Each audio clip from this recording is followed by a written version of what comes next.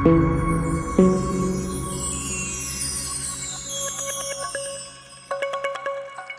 नमन किया है, इसलिए गुरु पद के समान, गुरु पद के जैसा, गुरु पद के बराबर दुनिया में दूसरा कोई पद नहीं है।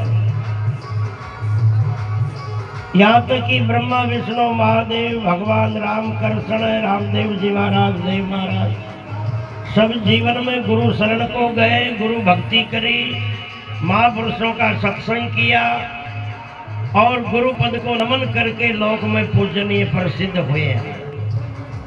इसलिए पहला तो ज्ञान यही है, इस मनुष्य जीवन में जिनको दुर्गति से बचना है, अपना अपने परिवार का, आने वाली पीढ़ियों का उत्थान करना है, भला करना है, कल्याण करना है, तो प्रत्येक प्राणी को इस मनुष्य जीवन में गुरु शरण को प्राप्त होना अति अनिवार्य है, जरूरी है। पहला ज्ञान यही है, प्राणी गुरुमुखी बने, गुरु शरण को प्राप्त हो, गुरु शब्द से दीक्षित हो, यानी नंगरो नहीं रहे। क्योंकि अभी सुन लिया ना, हमारे गुरु डूबत पकड़े केस, केस यानी बाल, पर बाल वो जिद्दियां पकड़े है, बाल वो है जिद्दियां पकड़े। माता में टाट हो रही हो तो, माता में गंजा पड़ो तो गुरुजी भी कहीं पकड़े हैं। एक बार मारवाड़ पाली में यही पद में गा रहा था, हमारे गुरु डूबत पकड़े केस। एक महात्मा मारवाड़ी भाषा में बोलिया कि गुरुदेव, गुरु महाराज तो डूबत पकड़े केस, पर कोई टाटी हो गए जी को कहीं पकड़े, बाल ही कोनो है तो उनको कहीं पकड़े। मैंने कहा बात तो सही है, सच्ची है, बाल वो जिद पकड़े और वो भी पकड़ में आबा ज्ञान का हो, पकड़ में आबा ज्ञान का हो, जब पकड़े ना भाई, पकड़वा में ना आता हो तो गुरु महाराज भी कहीं पकड़े। इस तरह कहने का अर्थ ये है, जिनकी भावना रूपी, श्रद्धा रूपी, जिज्ञासा रूपी, लगन रूपी बाल है ना, जब गुरु महाराज आपा में पकड़े। अरे भाई, कोई डॉक्टर तो बीमारी मिटाने के लिए ही बैठा है, मगर कोई यार सोच ले कि मुंह तो इंजेक्शन नहीं लगाऊं, दवा गोली नहीं लियो, अब चाहे इंजेक्शन ले, दवाया गोलियां ले, बीमार कर पाछे भी भागे, पर जी की तैयार होगा की भावना ही न हो, बीमारी मिटावा की भावना ही न हो, भाई को डॉक्टर भी कहीं करे बिचारो है। कोई आदमी आए सोच लियो कि मैंने तो मरणो है, तो यान बीमारियों डॉक्टरों ने मरवा दे हो तो व्यान मारू। कोई आत्महत्या करवो ही सोच लियो है, उन्हें बचा वालों कौन है भाई? नहीं है ना।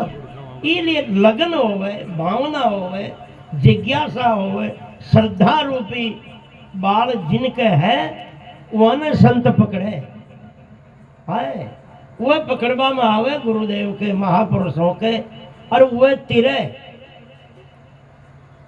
कोई घटना दुर्घटना में थोड़ो शोक भी बच गया ना, तो कहीं काम कर लिया बाल बाल बच्चे, जबकि बच्चे तो आंखों ही से बाल बाल ही कहीं बचिया है, बच्चे तो पूरा ही है ना। हाँ हाँ, बालों बच्चे, बाल बाल बच्चे है ना। इस तरह यो जीव अनादि काल से भी भवसागर में डूबतो ही रियो, यो अनमोल मनुष्य जीवन मिलियो। ई में भी अपने आचार विचारों की अशुद्धता से, कर्मों के अपवित्रता से, संस्कारों की मलिनता से, कितने प्रकार के आचरण से, फिर भी रसातल में डूब रही हो है, दुर्गति की ओर जा रही हो है। मगर धन्य है वो जीव, कोई कोई पुण्यवान, जिनका कोई न कोई जन्म का, मनुष्य जीवन का शुभ कर्म इस जन्म में अचानक प्रकट हुआ हो, और उन शुभ कर्मों के पुण्य के प्रकट होने के साथ साथ में भगवान की कृपा भी बनी हो, और वो कृपा में अचानक गुरुदेव के मिलने का योग भी बना हो, और ये तीनों ही कारण एक साथ बन जाते हैं। वो चाहे कितना ही बुरा आदमी हो लोगों की दृष्टि में, मगर उनका अचानक जीवन बदलने में देर नहीं लगती है। उनका जीवन अचानक परिवर्तन होने में, उसकी जिंदगी मोड़ लेने में टाइम नहीं लगता है। और बस उसी के लिए कहा है कि मैं तो डूब रहा था, दुर्गति में जा रहा था, रसातल में जा रहा था, धन्य है भगवान की कृपा, धन्य है गुरुदेव की कृपा, जो हमारे गुरु डूबत पकड़े केस। हाँ, इसलिए कहा है श्रोत्रिय ब्रह्मनिष्ठ सतगुरु को, जो शास्त्रों को जानने वाला भी है, और जो आत्मा परमात्मा को अद्वैत एक रूप से जान करके स्वयं के स्वरूप में निष्ठ यानी स्थित भी है, ऐसा महापुरुष शरण में आए हुए जिज्ञासु को युक्ति सिद्धांत दृष्टांत के द्वारा उनके अनादि काल के संशय को, अज्ञान को निवृत्त करके और सदा के लिए कल्याण की स्थिति में पहुंचा दे, अनादि काल के दुखों के जंजाल से मुक्त करा देते हैं। इसलिए का ऐसा गुरु की वंदनीय है, ऐसा गुरु की वंदनीय है, और ऐसा गुरु ही अपना कल्याण या भला कर सकता है, इन भवसागर से तिरा सकता है, जिनमें शास्त्रों का ज्ञान भी है और आत्मा का ज्ञान भी है। बहुत से लोगों में शास्त्रों का ज्ञान है, मगर आत्मा का अनुभव, आत्मज्ञान नहीं है। कोई चाहे अपने आत्मा स्वरूप में स्थित है, मगर शास्त्रों का उतना ज्ञान नहीं है। इसलिए कोई जिज्ञासु की शंका होती है, कोई संशय होता है, तो शास्त्र की प्रामाणिकता से उन संशय को निवृत्त नहीं कर सकते। इसलिए शास्त्रों का ज्ञान हो और आत्मा का भी ज्ञान हो, ऐसा महापुरुष ही किसी जिज्ञासु का कल्याण करने में समर्थ होता है। इसलिए कहा कि श्रोत्रिय ब्रह्मनिष्ठ सतगुरु को और करता हूँ नमन हमेश, हमारे गुरु डूबत पकड़े केस। और वो श्रद्धा कैसी, अभी सुन रहे हैं, श्रद्धा रूपी बाढ़, वो श्रद्धा कैसी, स्थिर एकाग्र टिकने वाली, भटकने वाली श्रद्धा नहीं है। आज रविवार है तो भैरू जी कह, खाल आटा तो माता जी कह, परसों मंगलवार तो बालाजी कह, और फिर सोमवार तो महादेव जी कह। ये भटकने वाली श्रद्धा है, भटकने वाली भावना है, भटकने वाली भक्ति है। और भटकी हुई श्रद्धा, भटकी हुई भावना और भटकी हुई भक्ति कभी भला नहीं करती है। इसलिए कैसी श्रद्धा, सतगुरु में सब रूप निहारा, ब्रह्म विधि हरि महेश, शक्ति दिनेश राम सम एक ही, और गुरु ही गोविंद गणेश, हमारे गुरु डूबत पकड़ेंगे। यहाँ का सबका दर्शन, इनका सबका दर्शन केवल अपने गुरु की मूर्ति में ही करे, अलग अलग में नहीं। ठीक है, अपनी संस्कृति है, मंदिरों में अनेक मूर्तियां देवता सब आदरणीय है, सब पूजनीय है, मगर उनमें भिन्नता नहीं देखे, गुरुदेव में सबका दर्शन कर ले। इसलिए तो कहा ना कि एक श्लोक को अपन ज्यादा सुना करते सभी, ध्यान मूलम गुरुर मूर्ति है, और पूजा मूलम गुरुर पदम, मंत्र मूलम गुरुर वाक्य और मोक्ष मूलम गुरुर कृपा। गुरु मूर्ति के ध्यान के बराबर दूसरा ध्यान न किया। अब खेतोरिया और सुन भी लिया, पर आपन अलग अलग बार अलग अलग चीजों में कचरा देवता में भटक दिया। आपनी भागदौड़ कहाँ है? तो फिर यो खेबो और सुनबो ही है। ध्यान मूलम गुरु मूर्ति का है। रविवार के दिन ध्यान भैरव जी को, मंगलवार के दिन ध्यान हनुमान जी को, अष्टमी के दिन ध्यान माता जी को है, सोमवार के दिन ध्यान महादेव जी को। अब ध्यान तो भटक्यो रो आप। अब सब 12 के दिन 18 देवता को ध्यान है, तो फिर गुरु महाराज को ध्यान किसी बार न करा भाई। यहाँ का ध्यान करवा का आगे आपने बाहर स्थिति बची कौन है? अब फिर कहबो और सुनबो रह गयो ध्यान मूलम गुरु मूर्ति। तो क्यों बंसी जी है? कहबो और सुनबो रह गयो। अब ध्यान मूलम गुरु मूर्ति और पूजा मूलम गुरु पदम। गुरु पूजा के बराबर दुनिया में दूसरी पूजा नहीं। एक बात बताना, आज अपन जिनको मानते हैं इष्ट के रूप में, मंदिरों में पूजने के रूप में, बोलो वो किनके उपासक रहे? उन्होंने जीवन में किनकी पूजा करी है? चलो बाबा रामदेव जी ने जीवन में किनकी पूजा करी? भैरव जी की है, माता जी की, महादेव जी की किनकी करी? बाबा रामदेव जी ने जीवन में एक ही पूजा करी है, वो गुरु पूजा करी है। और गुरु बालीनाथ जी की तो पूजा करी, गुरु पूजा करी है। देव महाराज ने जीवन में गुरु पूजा करी है। भगवान राम ने जीवन में गुरु वशिष्ठ जी की गुरु पूजा करी है। भगवान कृष्ण ने जीवन में सांदीपन ऋषि की गुरु पूजा करी है। महादेव जी ने जीवन में किनकी है? गुरु अंगिरा ऋषि की गुरु पूजा करी है। अरे भगवान विष्णु ने गुरु भृगु ऋषि की गुरु पूजा करी है।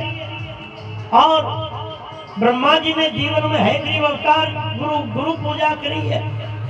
सब ऋषि महर्षियों ने, वेद व्यास जी तक जैसे ब्रह्म ज्ञानियों ने जीवन में गुरु पूजा करी है। तो वो अपने से कम समझते थे क्या? है भाई वही ये आप पूज लिया जानो वही पूज लेता। हनुमान जी ने जीवन में किनकी पूजा करी? गुरु पूजा करी है। तो जिनको आपन इष्ट मानते हैं, पूजते हैं, उन्होंने तो जीवन में गुरु पूजा करी, जो आज उनकी अमर कीर्ति है, अमर महिमा है। आज अपन उनको पूज रहे हैं। जिसने गुरु पूजा करी वो जीवन में पूजनीय बन गया, और जिसने जीवन में गुरु पूजा नहीं करी वो सबको पूजते पूजते ही मर गया। मगर जीवन में न तो भला हो सका, और न वो पूजनीय हो सका, और न उनका कल्याण हो सका।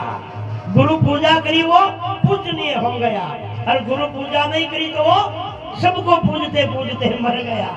मगर जीवन में सुधार हुआ, और न जीवन का कल्याण हुआ, न वो सुखी हुआ।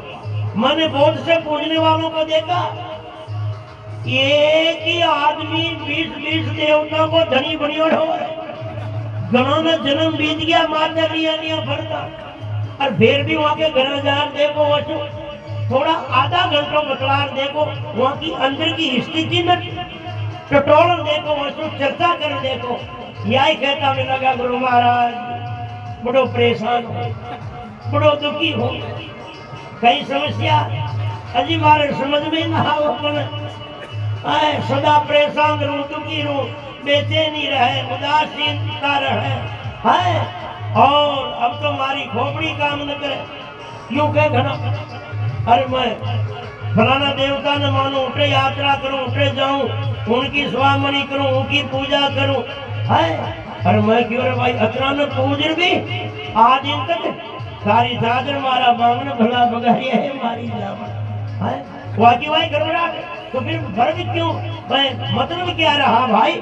इसलिए कहा गुरु पूजा करी है, उन्होंने सबकी पूजा करी है। एक लाइन अपन पढ़ते हैं ना हनुमान चालीसा में, जय जय जय हनुमान गुसाई, जय जय जय हनुमान गुसाई, कृपा करो उनकी नहीं, भैरव जी की नहीं है, कोई जगदम्बा की नहीं, महादेव जी की नहीं।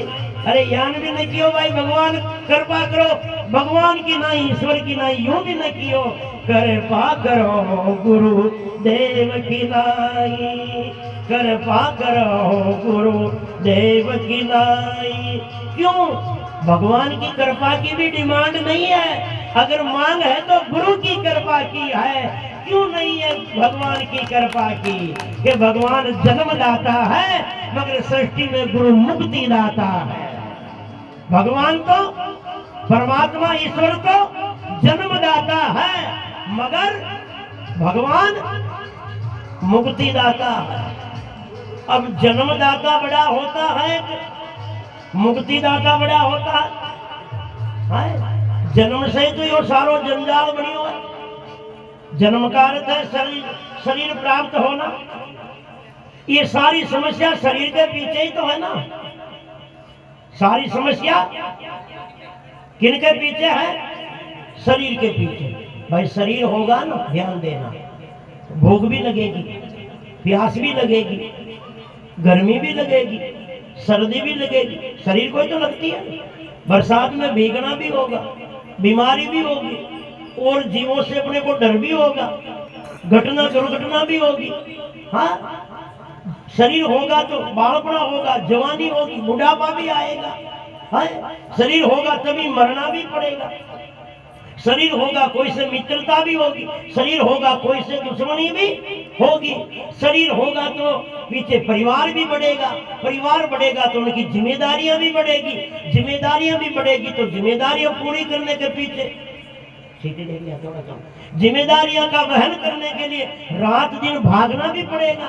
और उस भागने में, उस मोह में, चाहे सत्संग छूटे, चाहे भक्ति छूटे, और उनका पालन पोषण वे जिम्मेदारियां पूरी, चाहे नीति से हो, बेईमानी से हो, अनीति से हो, किसी एन केन प्रकार कैसे भी हो, करना पड़ेगा। ये जंजाल सारा किसके पीछे है? शरीर के पीछे है। सारा जंजाल किनके पीछे? शरीर के पीछे। तो मूल जंजाल तो यो शरीर है भाई, मूल जंजाल तो शरीर है। क्या? एक महात्मा चेला ने एक गांव के बाहर छोड़ गया कुटिया में कि भाई मैं पाछो कोना हूं, जब तक यहाँ कुटिया में रहीजिए। चेलो पकड़ जो बस्ती में भिक्षा मांग लिया, कुटिया में रहकर भजन करे, अपनी साधना करे। केवल एक लंगोटी लगा तो मार। अब वो कुटिया में ऊंदरा का बल हो गया, ऊंदरा निकले बल में और लंगोट ने पुत्रजिया काट दिया। अब देखो महात्मा के कोई चीज की जरूरत हो तो बस्ती में ही जावा, भिक्षा बस्ती में ही मांगे, कोई चीज की जरूरत हो बस्ती में ही मांगे। महात्मा रोज कपड़ों मांगवा ला गया, 2 मीटर तू दे रहे, आज कल दूसरा न कहे 2 मीटर तू दे, परसों तीसरा न कहे। गांव का चर्चा करी गुरु महाराज, रोज 5 रे कपड़ा मांगो, 17 कपड़ा न कहीं करो। महात्मा गांव का न क्यों रे, एक समस्या हो रही है कुटिया में कहीं। अरे ऊंदरा ने बल कर दिया, ऊंदरा घना हो गया, जो रोज निकले बल्ला मशहूर लंगोट पुत्र दिया। और मारे कौन परिवार है भाई, जो चीज की जरूरत पड़े, जो थाने तो खानी पड़े, जिसू मांगू। गांव का क्यों एक कला बताओ ना, तो तरकीब आपने एक तरकीब बताओ गुरुदेव। कहीं अशो काम करो, कुटिया में एक बिल्ली पाल लियो, कुटिया में एक बिल्ली पाल लियो। जो बिल्ली का डरसू ऊंदरा आवला ही कौन है, कुटिया में ठहरे लाई कौन है, तो लंगोट कुतरे लाई कौन है, थाने रोज मांगनो ही न पड़ेगा। महात्मा एक बिल्ली पाल दी कुटिया। अब बिल्ली पाल दी, लंगोट कपड़ों मांगो तो छूट गयो, परमात्मा दूध मांगवा ला गया। आज 1 लीटर तू दे रहे, कल 1 लीटर तू दे रहे, परसों तू दे रहे। गाँव का विचार करियो कलेश तो वो हुई है? कपड़ों मांगो छूटो तो दूध शुरू हो गयो। अब अपने बाल बच्चा के पार न पड़े, बाबा जी ने लीटर लीटर रोज बोलते। गांव का ना चर्चा करी कहे गुरु महाराज यो तो रोज पार न पड़े दूध देवो तो गांव का चर्चा करी सो काम करा बस्ती का भेड़ा और एक गाय दान कर दिया, महात्मा के भेंट कर दिया।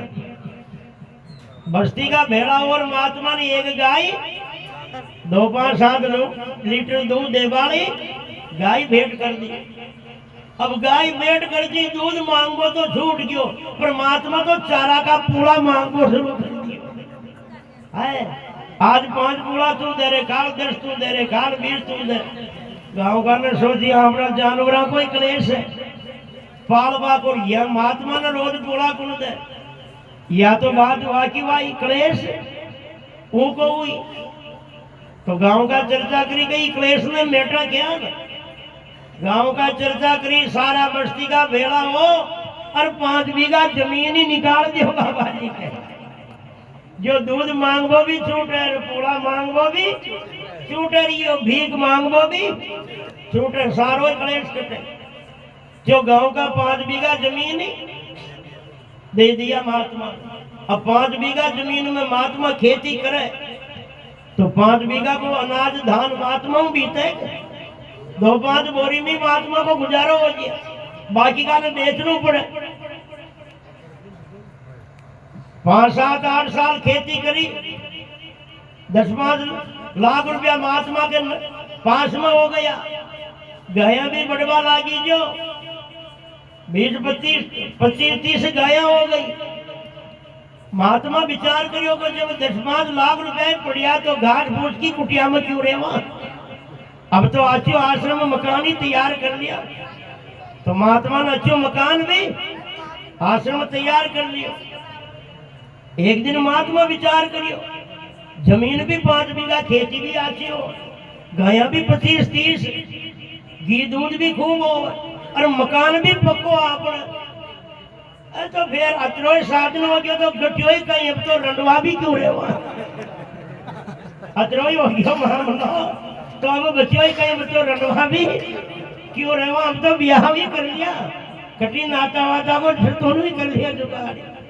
जो अब तो महात्मा गृहस्थी भी हो गया और 1-2 साल में 1-2 बाल बच्चा हो गया।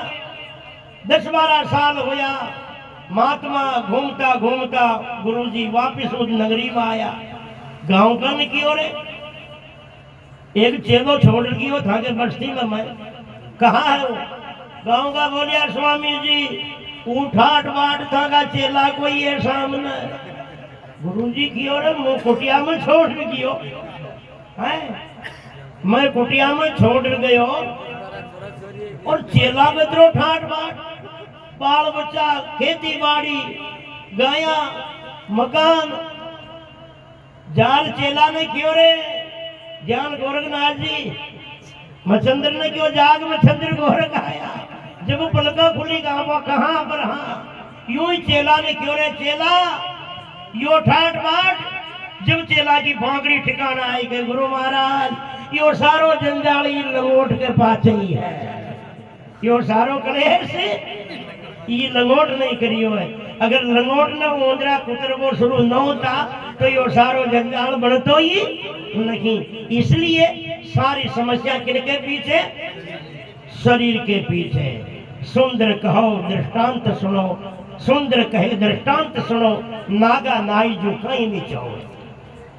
जैसे उदाहरण में जब तक कपड़े नहीं होते ना शरीर में, जब तक कोई डर नहीं होता, कोई जेब कतरों का न कोई लुटेरों का ना कोई डाकुओं का। जब कपड़े पहने शरीर में सबका डर हो जाता। जेब नहीं जब तक डर नहीं। आज दिन तक जैनिया का साधुओं के पीछे कोई डकैत ला गया, जैनी साधुओं के पास कोई जेब कतरा ला गया, कोई चोर लुटेरा ला गया, कौन पता है कि जेब ही कौन, तो मांग भी कहीं है, जेब ही नहीं है तो कोई डर भी नहीं है। और जब कपड़े है जेब है वहीं से सारी समस्या शुरू है। इसलिए शरीर है तो सारे दुख है। एक महापुरुष का पद याद आता है, पीछे दे दो, पीछे से। एक महापुरुष का हमें एक पद याद आता है, देधारी दुनिया में अब तू कोई नहीं सुखिया रे, देदारी दुनिया में अब तू कोई न सुखिया रे। जो शरीर जियो है जाके वह न कोई समस्या क्यों जरूर गुजरनी पड़ी हो, कोई न कोई समस्या उनके पीछे जरूर रही है। देखो रामकृष्ण का जीवन देखो, शरीर मिला न, जन्म से ही समस्या शुरू हो गई। पहली बात तो जन्मी परिस्थिति में, कंस के कारागार में, जन्मी जेल में, और जन्म होने के बाद में छुपाने के लिए लेकर के गोकुल में भागना पड़ा और छुपा के रखना पड़ा, और फिर वहां भी पूतना मारने के लिए आ गई। थोड़े बड़ा हुआ, मामा दुश्मन बन बैठा, उनसे लड़ना पड़ गया। और थोड़ा समय गुजरा तो भाई भाइयों में लड़ाई महाभारत शुरू हो गई, उनका समझाना कठिन हो गया। आखिरी में जाल नहीं सुलझो, आखिरी में सबसे परेशान होकर वृंदावन गोकुल मथुरा छोड़ गई, द्वारका जाना पड़ा। उनके भी समस्या। बाबा रामदेव जी का जीवन देखो, जिनको 45 साल की अवस्था में, इतनी कम उम्र में समाधि लेने की क्या जरूरत पड़ गई थी, क्योंकि उनका जीवन काल बहुत परिस्थितियों में गुजरा। उनका जीवन काल जितना अपना जीवन परेशानी में या अपमानित तिरस्कृत नहीं रहा, उनसे कितना ही ज्यादा जीवन बाबा रामदेव जी का समस्या में रहा। इसलिए इतनी कम उम्र में समाधि लेने से गुजरना पड़ गया। सबका जीवन, जिनको शरीर मिला, जिनको कोई न कोई समस्या पीछे लगी रही है, मगर समस्या से समस्या का निदान है ना। ये शरीर अगर देखा जाए प्राकृतिक दृष्टि से तो समस्याओं का घर भी है, मगर साधन की दृष्टि से देखा जाए तो मनुष्य जीवन सारी समस्या को मिटाने का मात्र साधन भी है। अनादिकाल की समस्या का, दुखों को मिटाने का साधन भी ये मनुष्य जीवन ही है। इसलिए कहा साधन धाम मोक्ष कर द्वारा, पायन जिहि परलोक सुधारा। परमेश्वर व्यापक सकल घट और घटधारी गुरुदेव, घट कोई घट उपदेश करे तब सुंदर पावे देव। भगवान को भी उपदेश करने के लिए शरीर धारण करके आना पड़ता है, और शिष्य को भी उपदेश सुनने के लिए शरीर ही धारण करना पड़ता है। उपदेश भी शरीर से होता और उपदेश लिया भी शरीर से जाता है। इसलिए शरीर से शरीरों का समाधान है। इसलिए कहा है महापुरुषों ने कि ऐसी भावना हो, सतगुरु में सब रूप निहारा, ब्रह्म विधि हरि महेश। पूजा मूलम गुरु पदम, गुरु चरणों की पूजा के बराबर पूजा नहीं। दूसरी एक बात, मंत्र मूलम गुरु वाक्यम,